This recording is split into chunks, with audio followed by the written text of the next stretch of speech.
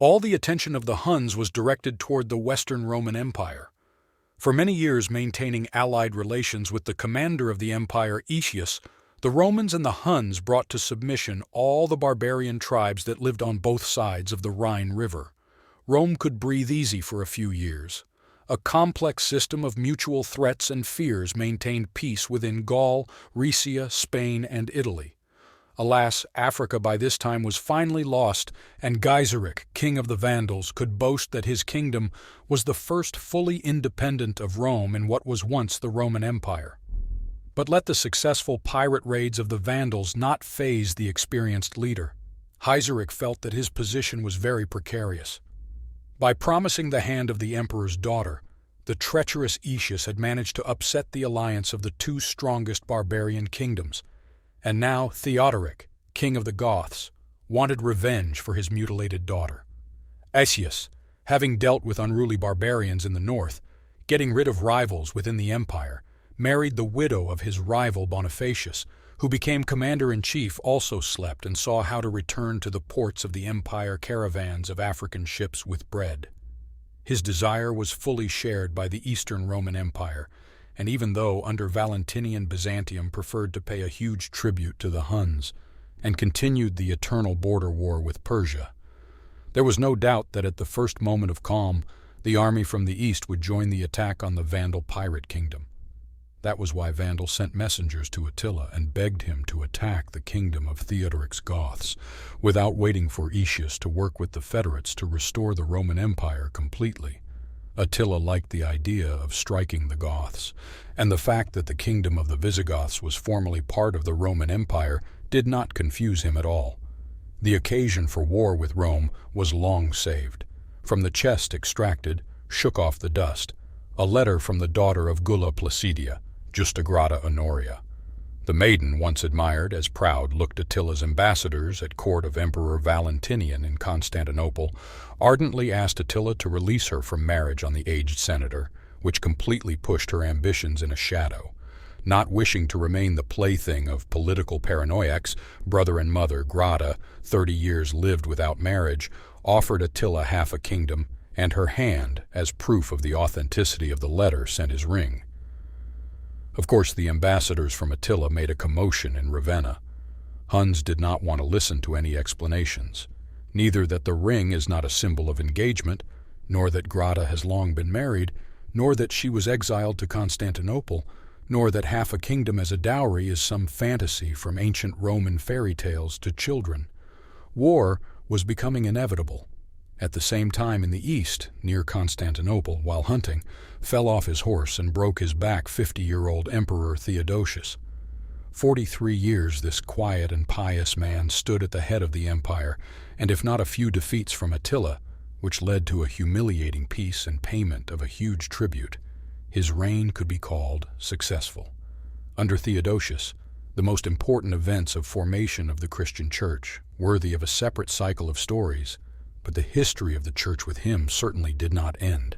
Power in the empire went to his overbearing sister Pulcheria, that, once having given a vow of celibacy, all these years firmly held the influence on the emperor and took part in political decisions. Having become officially empress, Pulcheria chose a husband, a homeless but talented retired warrior, elderly Flavius Marcianus, put him on the throne and with renewed vigor engaged in organizing the empire. Even the news that Marcion had refused to pay tribute to Attila did not stop the Huns from preparing for war in the west. From all sides, from all the forests, from all the mountains of Europe to the Huns' stake, reached the squads of tributaries of the Hunnish Empire. Tens of thousands of barbarians united for a new general invasion of the territory of the Roman Empire. Before Aecius, previously subdued and pacified, the barbarians' threat of war with the Huns was the most difficult diplomatic mission.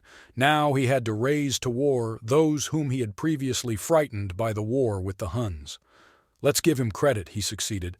Alans, Vandals, Western Franks, Bretons, long ago not paying taxes to the empire, Burgundians and other small tribes not only forgot about their strife, but also gathered in a single army under the leadership of a Roman. The invasion of Attila, who headed for Gaul, was in full swing. The army of the Huns prowled from city to city throughout northern Gaul, burning and destroying cities with the entire population. The Huns were not Christians, and so they plundered and killed everyone they came across. Leaving nothing but ashes and the names of martyrs for the faith, they approached the city of Orléans. In case of capture of Orléans, Attila could cross the large river Loire and get to the southern part of Gaul. This is why Orléans was the rallying center for Aetius's troops. The empire's troops arrived in time. The Huns did not have time to destroy the walls. Orléans, surrounded by hills and forests, was an extremely inconvenient place to fight with the numerous infantry of the Romans, so Attila moved away, to the east, to the known open area. After traveling nearly 200 kilometers, the Huns finally halted in the Catalonian fields, a wide and flat area, a few kilometers from where the road from Orléans emerges from the hills. Aecius and Theodoricus moved after Attila, intending to give a general battle. When early in the morning the advanced units of the Roman army began to go out on the plain, it turned out that all the hills around the road dotted with mounted archers Huns who began to ceaselessly bombard the stretched troops.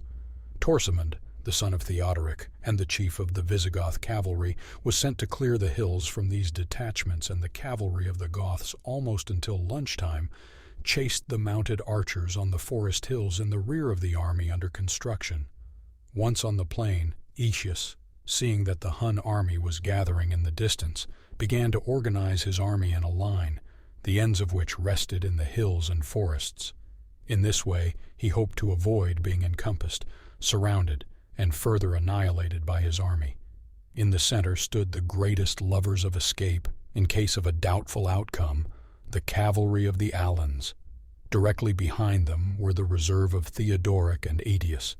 Numerous Germanic tribes with their leaders occupied the right and left flanks. Attila was in no hurry to start the battle, because a successful battle for the Huns was always quick. If the battle dragged on, the Huns could face heavy casualties and loss of strategic initiative. So he planned to deliver a powerful cavalry strike against the enemy and finish the job in a couple of hours, no matter how things went because of the coming night. All lined up in a huge line in front of the Roman army after lunch. Then the Huns' mounted archers moved forward, and having broken into small detachments, began to carry, circling on the field, and bombard the imperial military orders. This bombardment lasted 4 hours. Most of all suffered from it Alans, who, although they fired back, but did not dare to leave their place in the line and represented an easier target than the Huns rushing past them. Finally, towards evening, Attila decided that he had exhausted the enemy enough with his arrows and gave the command for a general attack. The armies clashed.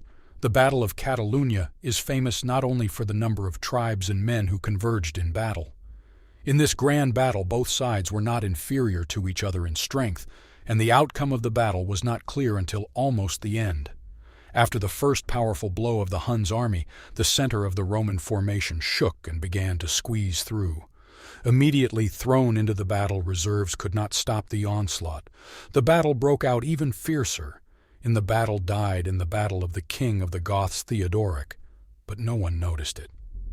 Barbarians slowly, too slowly for the Huns who wanted a quick victory, but still steadily pushed through the center. Gradually after him began to stagger right flank of the Romans, but then the horn sounded in the forest, and from the green hills at full gallop flew out the cavalry of the Goths. Torsimond, having finished chasing on Wood's scouts, waited for a moment and flew out on the enemy. Attila's left flank faltered and ran. Seeing that everything went wrong, the army of Huns rushed to retreat to their camp. Just as Attila had hoped, dusk had already fallen. In the darkness and confusion on the field, the units of all armies mixed together. Aecius got lost and fought off his troops, reached the Visigoths, and spent the night in their camp. Torsimond, returning to his camp, came upon a detachment of enemies and was wounded in the head before his bodyguards could fight him off. The next morning, Attila's troops, although shooting from behind the fence of his camp, but did not intend to go out into the field again. Aecius decided to besiege the camp and win by force, but everything changed when the body of King Theodoric was found on the field among the dead. Aecius, the great schemer, immediately decided to turn the matter in his favor and become everyone's friend again. He persuaded Torsimunda to return urgently to Toulouse to prevent the seizure of the throne by an impostor, and under this case sent Attila a message that the Huns are released in their lands in peace, in the hope that the friendship between Aecius and Attila will be renewed. The Huns left. Alas, Aecius could not restore so favorable to him cooperation with Attila, because the next year he bypassed the Alps from the east and invaded the territory of Italy.